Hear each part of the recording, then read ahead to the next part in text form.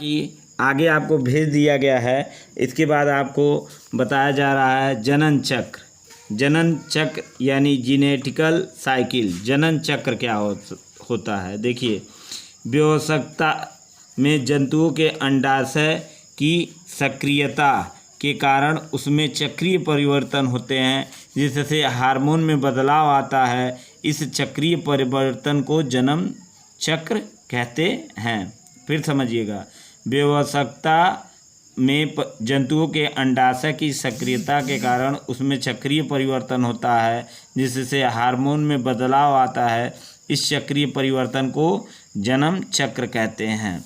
यह जन्म चक्र दो प्रकार के होते हैं। एक होता है मध्य चक्र, ठीक है, इसको कहते हैं ओइस्ट्रोस साइकिल।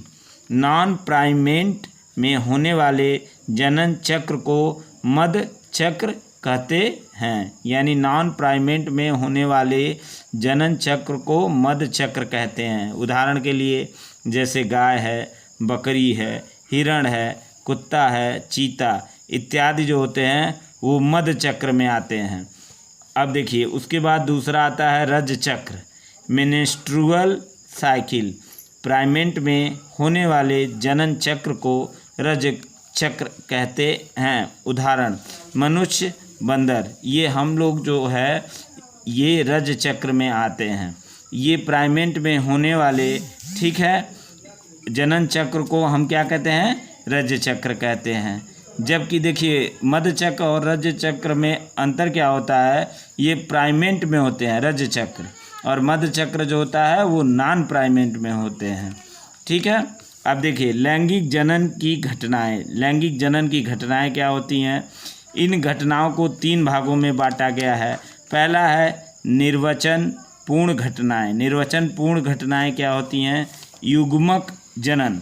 पहला क्या है, युग्मक जनन, यानी जेमेट्रीजीनियस रिप्रोडक्शन, यानी युग्मकों के बनने की क्रिया को युग्मक जनन कहते हैं। युग्मकों के बनने की क्रिया को युग्मक जनन कहते हैं। युग्मकों के निर्माण के दौरान अर्धसूत्री विभाजन होते हैं तथा अगुणित युग्मक बनते हैं। यानी युग्मकों के निर्माण के दौरान अर्धसूत्री विभाजन होता है तथा अगुणित युग्मक बनते हैं। अब देखिए युग्मक कीट क्या होता है।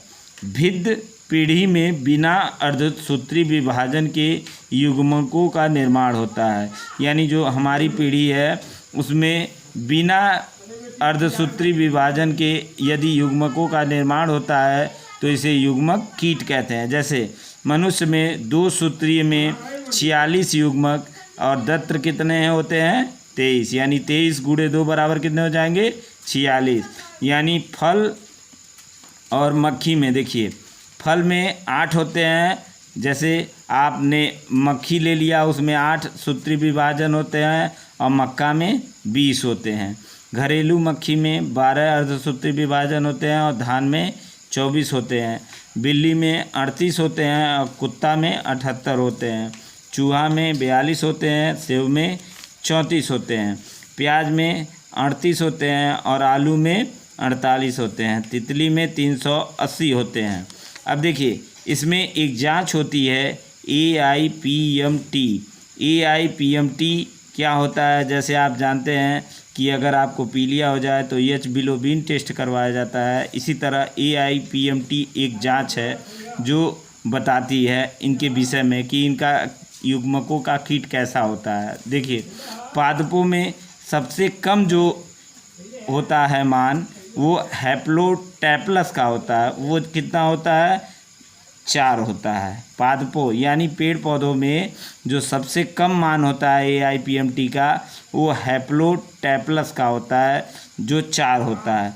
और जंतुओं में सबसे कम किसका होता है, एस्केरियोमेलानियंता।